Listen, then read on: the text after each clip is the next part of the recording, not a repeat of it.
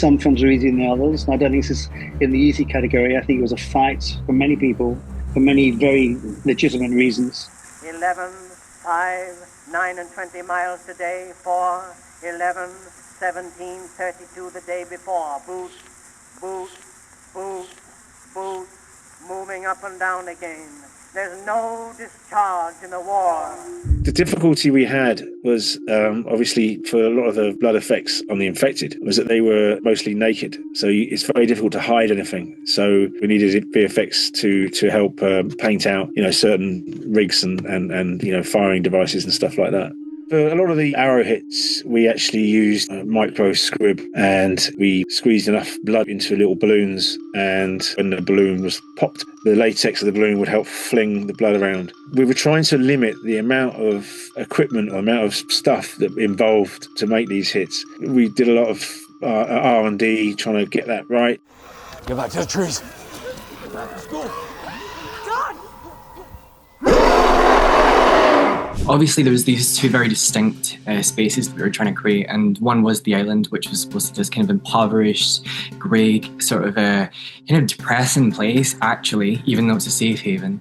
And then as Spike passes over the causeway, it's sort of like he steps into like a portal, and it's obviously a rite of passage moment. It's him moving from childhood to adulthood, but he's also discovering the mainland for the first time in this super abundance. So as soon as you step onto the mainland, it's lush, it's green, and it's kind of overwhelming for him. We ended up basically shooting some of those most beautiful places in the UK, but the most important one to find was going to be the location for the Bone Temple. So basically, Carlson's Bone Temple, it went through a lot of iterations. It's obviously a very important set, and obviously the second film in the trilogy is called The Bone Temple. So we knew it was an element that was going to have a lot of importance and that we had to get it right. We eventually kind of arrived on essentially this henge, this sort of kind of circular, almost kind of prehistoric Stonehenge type talismanic structure.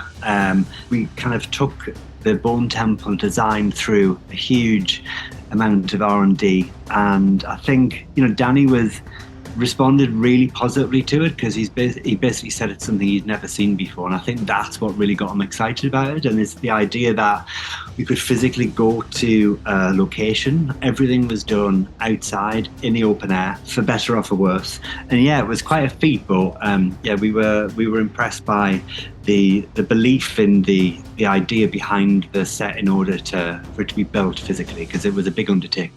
Do you know the words memento mori? No. It means remember death. Remember you must die. Basically, in our thinking or our approach to the costumes, obviously, in our heads, the clock stopped in 2002 when the first film was released. So basically, it was a big kind of sourcing job. We did a lot of charity shops, a lot of thrift stores in the Northeast. Got a lot of budget from this film, and basically we brought all of these incredible, very kind of like wildly different samples back to the atelier that we had set up in Newcastle, and we had a whole team of incredible kind of embroiderers and kind of breakdown artists to essentially batter them. Is your dad silly? Dad? Yeah. Silly with you? Jokey? No.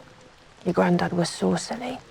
Pretty early on in prep, Danny was pretty keen on the idea of using phones. So the iPhone idea came in pretty quickly, and he stayed pretty hardcore with it. And I played around with the ideas of doing things differently, and that was definitely not going to work. I used certain specific cameras on the night scenes of they're basically infrared and thermal, some of the nightmare scenes in the film. But otherwise, it's iPhones, but it's a developed idea of how to use an iPhone. You're not completely like the filmmaker you thought you were when you worked with an iPhone. It's a different way of thinking, it's a different world. But that was his idea, and out of that idea becomes a set of rules. Out of those rules comes pleasure, horror, expectations get smashed, other things occur that you don't expect. And I think that's really what he was looking for, and I had to develop these iPhones with certain systems to achieve the whimsical ideas that Danny can come with on the day when you're standing in front of 200 people. it made it difficult because there were so many iPhones, 14 iPhones all scattered around or whatever. So it's very difficult to know exactly, what you prioritize on as far as effects go. And also, let's face it, finding a place to hide, when you're on a set. That was always tricky. But the rigs made it harder as well because they saw pretty much 360. So it made it even harder for us to hide absolutely anything. Even though we had VFX help, there were times where we hoped that we could get away with a little bit, put some rigs somewhere, but it made it incredibly difficult. Obviously, this being our first movie, it was so exciting to have this new way of doing it, and it was everybody's first time. So I think that sense of dynamism that brought to the project, that idea of you never really know what's coming next. I remember we were working on decks and sharing them with Danny, and there was like night vision in the decks, and then it was like night vision was in there. There's all these like multimedia formats.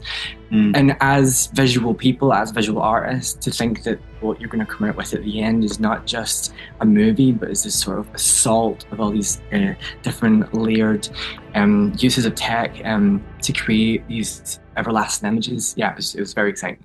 That's all the charge in the world! 7